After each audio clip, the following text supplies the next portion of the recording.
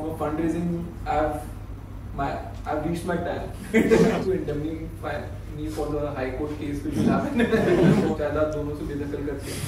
BC अगर मेरे में talent होता तो तू सोच मैं क्या करता? Ashneer Grover says Donald Trump is the best politician out there.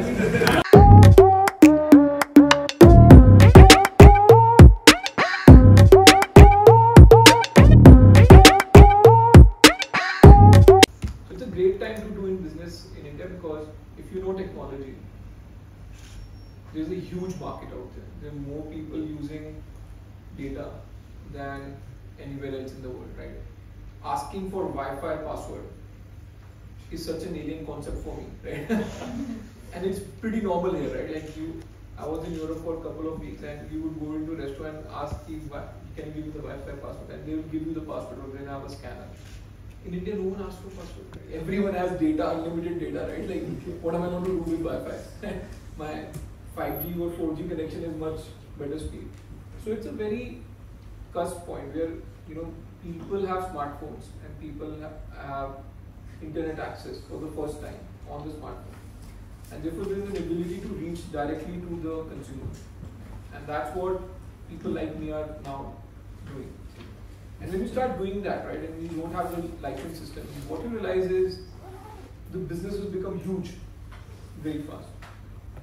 So I'll give you an example. For example, I founded Bharat Pay in June 2018. I put my first QR out in August 18. And first day would have been 40 transactions or 40 transactions happening across all the merchants where I put my QR. When I left 3.5 years later, I was doing 9 million transactions a day. Now think about it, 1,000 days roughly, or 1,200 days.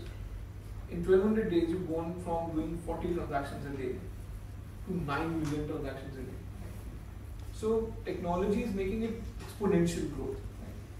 And that's why these crazy valuation numbers, right? I'm not saying these valuation numbers are justified by any measure of profit, but as far as the scale and the reach and the network you can create,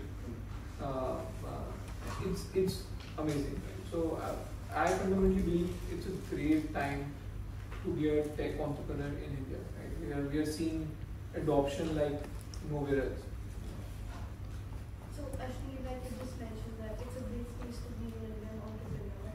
But if you look at the global level, India is yet to produce a dominant tech, say Airbnb, say revenue.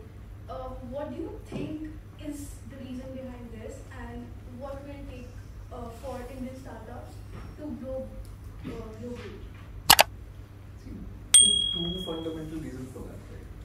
First, as a country and as culturally, we are not expansionists. Like, it's very what do I say?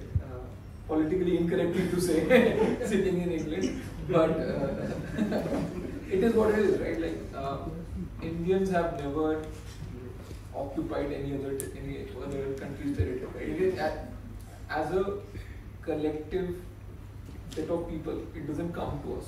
Right? We are not looking to go out and expand. So that's the more cultural reason to it. The other reason is it's too early. First of all of us have got scale, but we are still to cross the profit thresholds. So we have bigger problems to solve for ourselves sitting in India, because okay, I'm doing 9 million, 10 million transactions a day, but am I making money or am I losing money every day is the question. Right? So I have to start making money in India, and whatever money I make out of my business, I have to reach a stage where putting that money back into India is giving me lower returns for me to think of going to another market. Right? I'm not even saying whether I go west or whether I go east is again a question of where I get better returns on. But the fact is, A, we have to make profits in tech startups. B, even when we start making profits, we have to ask ourselves the hard question: do I reinvest my internal accruals back into India, or back into some other place where I'll get higher returns. So I don't see any Indian tech startup therefore going global too soon. Because any problem you pick, you've got at least 400 million people to whom you can address that problem. Right? Now, unless you've satiated that market, would you start thinking, saying, where is my big other big market? So it's and anyone who has ever even tried going global, it's come at as a cost of huge distraction. Right? Classic case is Oyo. Right? Another was Ola. We started thinking Ola will go abroad and Oyo will go abroad, and Zomato, for that matter, went abroad for a bit. Never worked out. Right? So I think don't count on that. I think as Indians, what we should be happy about is a few global companies being headed by Indians.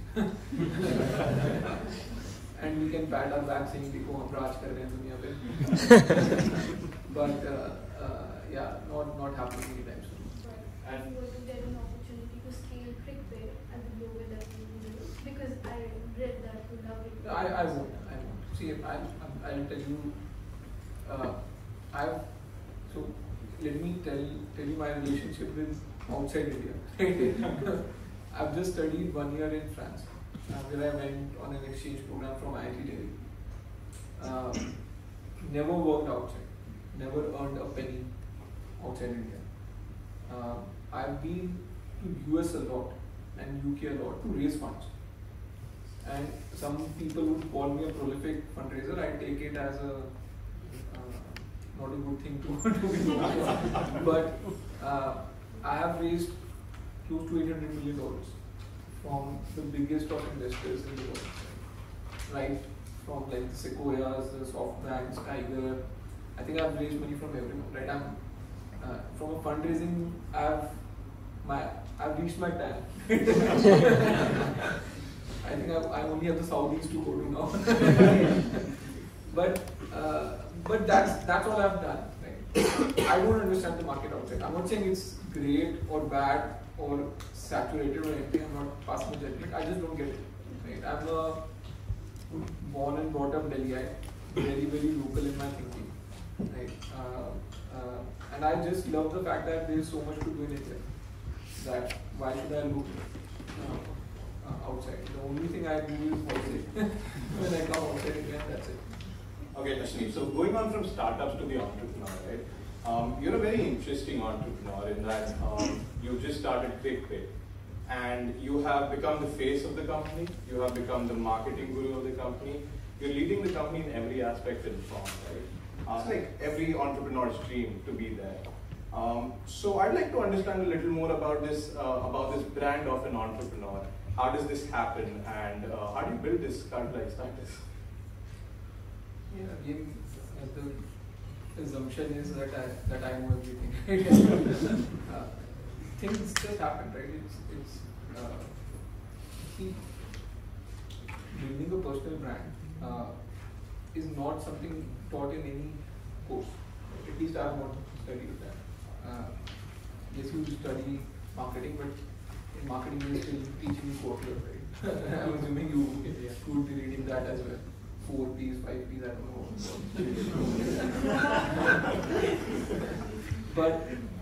But as far as building a personal brand goes, right, it's a very organic process.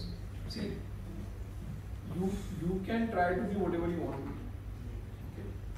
Doesn't mean the people will like it. So at different periods of time, people get attracted to different things. I got popularity when I went on Shark Tank. And I think the reason I got popularity on Shark Tank was because I was very raw. I had not even watched a single episode of Shark Tank US before I went on the show as a shark myself. So I had no concept of how I was supposed to behave. Right? I still do not know the name of any sharks outside India. Like, if you tell me this guy was a shark in this season, I would probably nod my head, right, without knowing whether he was. So I was very, very raw, and somewhere that rawness appealed to the people, and therefore I became literally overnight, I became famous. And then in the next season, I was not on the show. I became even more popular, which beats me, right? Like, there were 5 people coming on TV at the same time. I was not there, right? And these people, my followers were increasing on social media, on Google search, right? And now we have data, thankfully, so it's not about what I want to say. On Google search, the search on me individually was more than all the other 6 sharks combined. Beats me, right? Like, absolutely beats me, because I was not on the show. I was not coming at 10 o'clock in the night on a prime time TV, right? I was sitting at my home, making some funny reels on and people were liking that more than the show after I left. So yeah, sometimes you appeal to people, right? It's very hard to put a formula or retrofit why you were working the way you were working for everyone. But yeah, I think one thing is there is I don't care about political correctness. I just don't care. And the second thing is I don't have any fear. Like, I'm literally fearless. Like in the sense that I genuinely don't. I think some nervous system disorder or something, right? But I don't fear anything, right? Like, so I don't mind speaking my heart out. Right? So I think that's the 2 things, and the genuineness, I believe, which appeals to people more than anything else. So Ashneer, in your book Dudappan, you've candidly acted that you've made some wrong decisions. Now with the new startup ClickPay, how do you ensure that you sort of not make the same mistakes that you did? So I've gone to the other extreme. I don't hire now. Less people, but you still do it. Very less people. No, yeah, I think as a startup founder, you go through your journey, right? So see, the thing is, either you have profitability, which is your key metric. But unfortunately, as I told you, for all of us so far, profitability has not been on the horizon.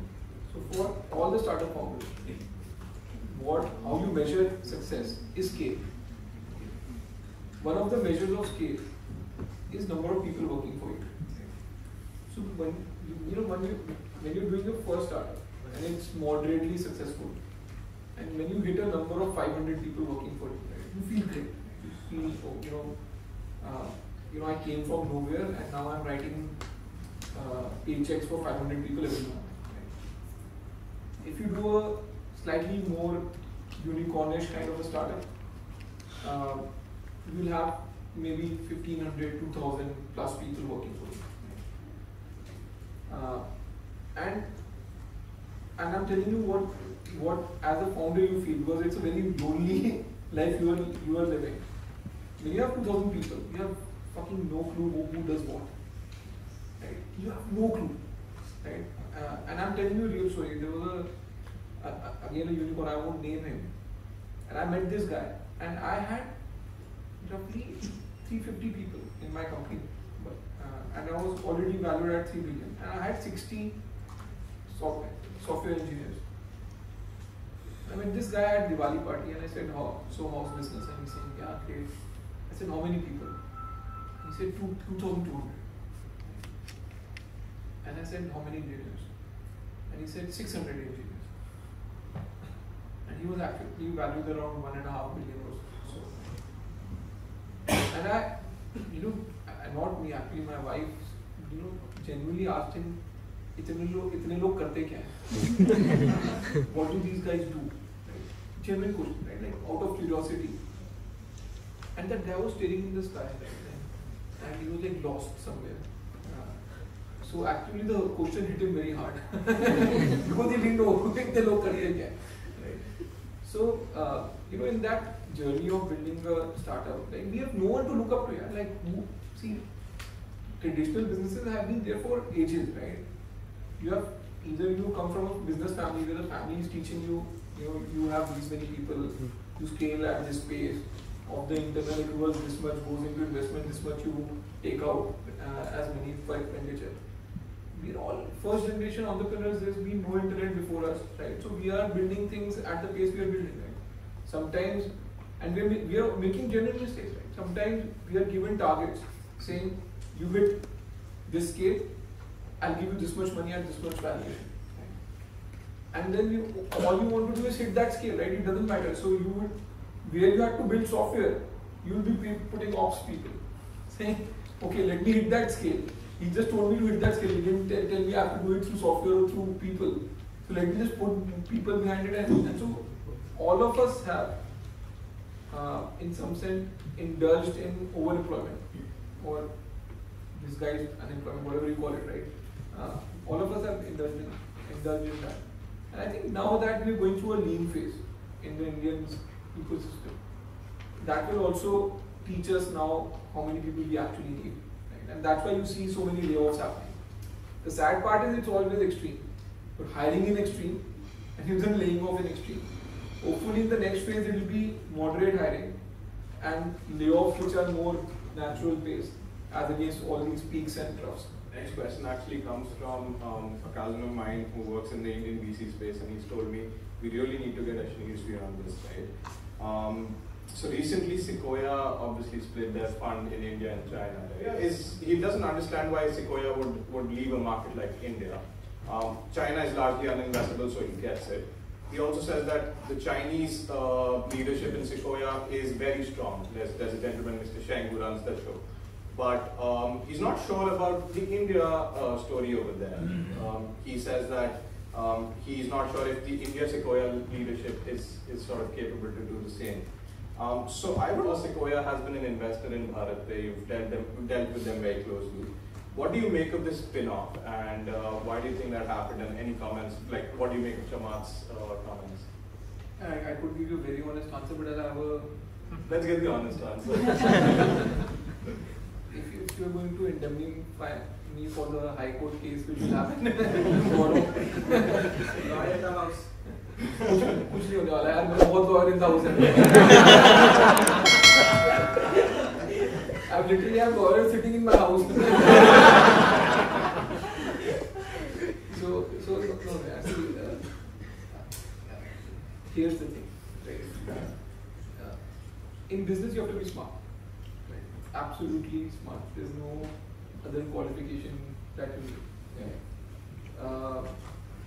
Why Sequoia got split, I don't know.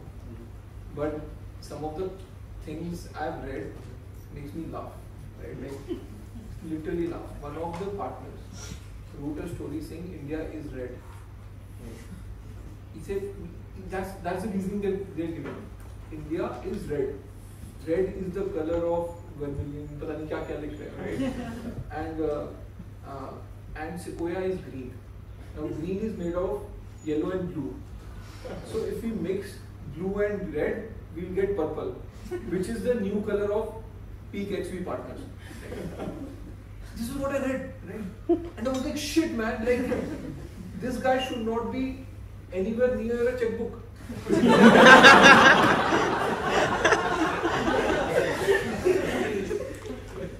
I'm not kidding you. This is what a guy has written as an explanation on why Peak XP Partners has a purple logo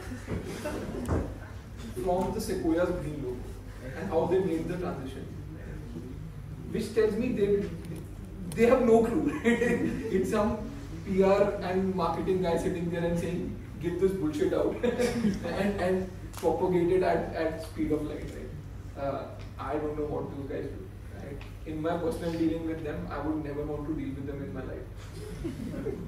Even if like that has to be the last dollar I have to ever raise to feed myself, I will not do it. I'm very clear, but I'm coming from a very personal position. To me, you are as smart as the money you make. As simple as that, right? Not what you say or how you appear. You are only as smart as the money you make. The only people who have made money in India in the tech space are the Chinese. Alibaba made the maximum return out of India by putting money into Paytm and making Paytm do a $22 billion IPO, which is now valued at $8 billion, right? But they were smart enough to ask for a secondary, right? Whatever the situation was, where no one wanted Chinese people and therefore they got an exit at $22 billion, they made the maximum amount of money, period. The second smartest guys who have ever made money is Tiger, who were the leaders, found Flipkart early on. And when Flipkart got sold for $16 billion, they made their pound of flesh. I am not aware of anyone else who can claim they've got more dollars out of India than they put into India. Right? So yeah, that's where we are. And why don't you call the secure guys here, right? Ask them, how did you come to? No, but he's asking why did this split? I mean, that's the question. How do I? Here's the thing. I was not sitting in Sequoia office. No? See, and I put my views out on Twitter, saying कि बाप ने नाम और जायदाद दोनों से बेदखल करके. If that wasn't honest, I don't know what will honest be. I'll leave it at that. And then I asked Bacha, yeah, I get your pain, right? But how do you respond, right? And he says कि लोगों हिंदी में बोला था और गाली देके बोला मैं गाली नहीं देता. But he said कि BC अगर मेरे में टैलेंट होता तो तू सोच मैं क्या करता.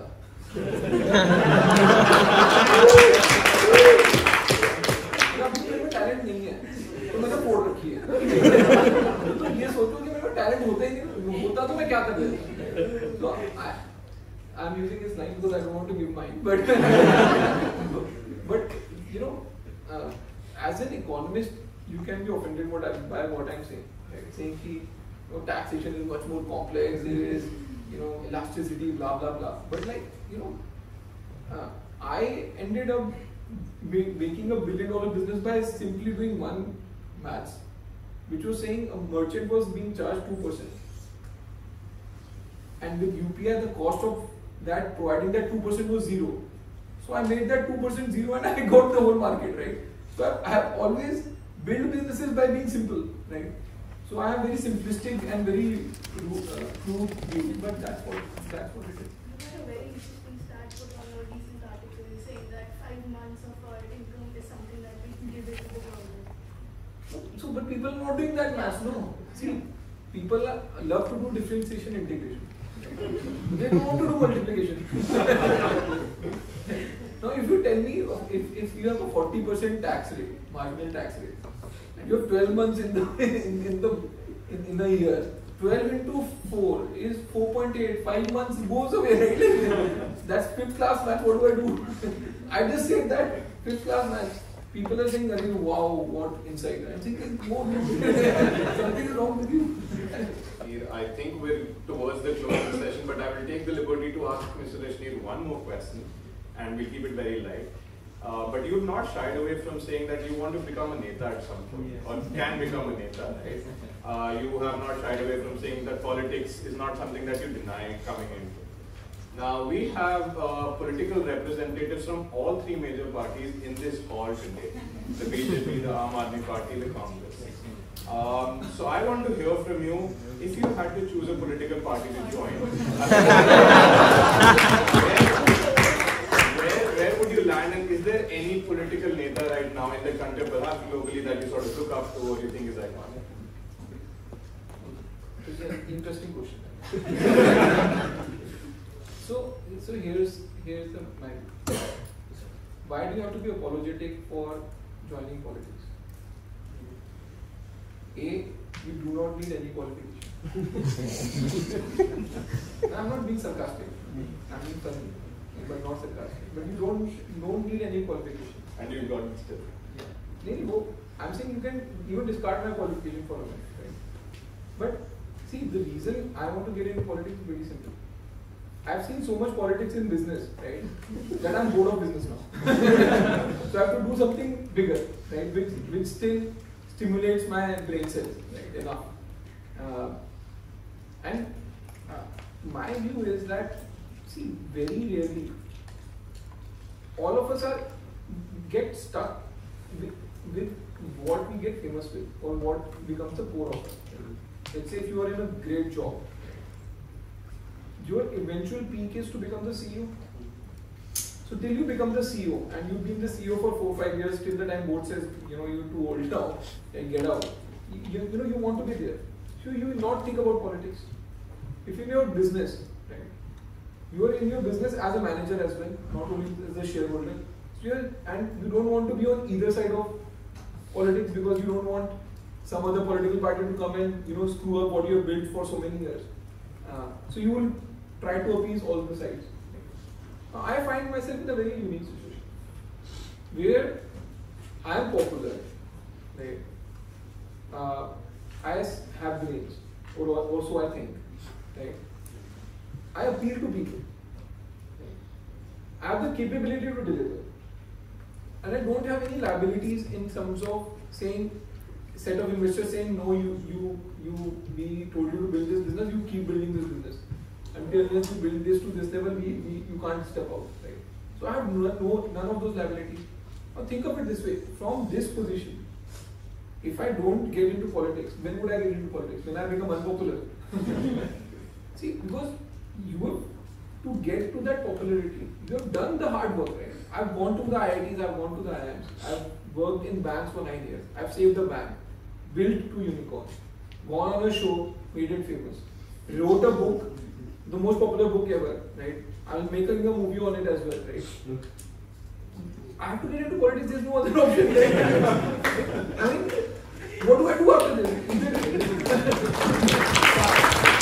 Fun fact, Rahul Gandhi spoke from the same place that you're sitting right now and spoke.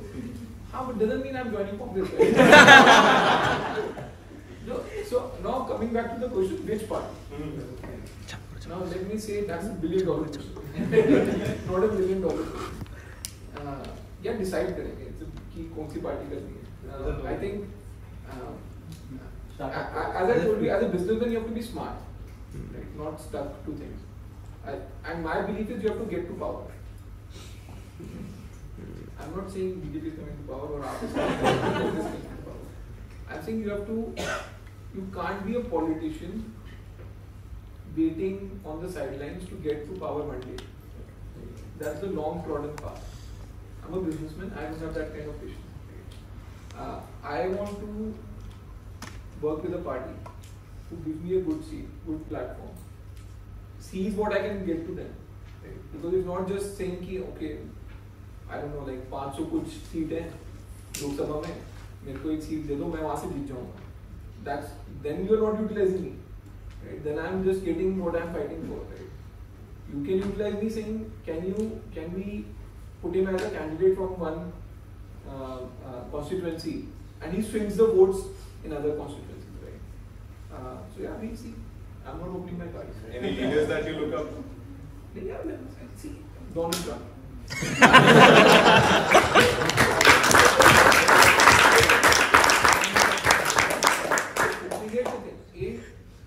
Yesterday was his birthday, yesterday was also my birthday. Right? So born on the same day. But I just love the guy. He's a hardcore businessman. At the time when he was in power in the US economy was at its peak. The world economy was at its peak. Like, no wars happened. No buildings got blown up. Right? Now you can say, oh, he had nothing to do with it. He was a buffoon, just being a buffoon. While all of this was happening automatically, then as a world we are better off with these buffoons only, if that's how it happens, right? So my view is Donald Trump is one of the, to me, is an epitome of what a politician should be. You can laugh at it. I can give you empirical data. The value created in the global economy under him, while he was the US president, has been the highest. That period was the safest period for people. And it's just that, like, when you're too good a guy, you get misunderstood. On that note, I have to, we run out of time. I think we've got the headline for tomorrow morning. Ashneer Grover says Donald Trump is the best politician out there. And we close on that note. Thank you so much, Ashneer.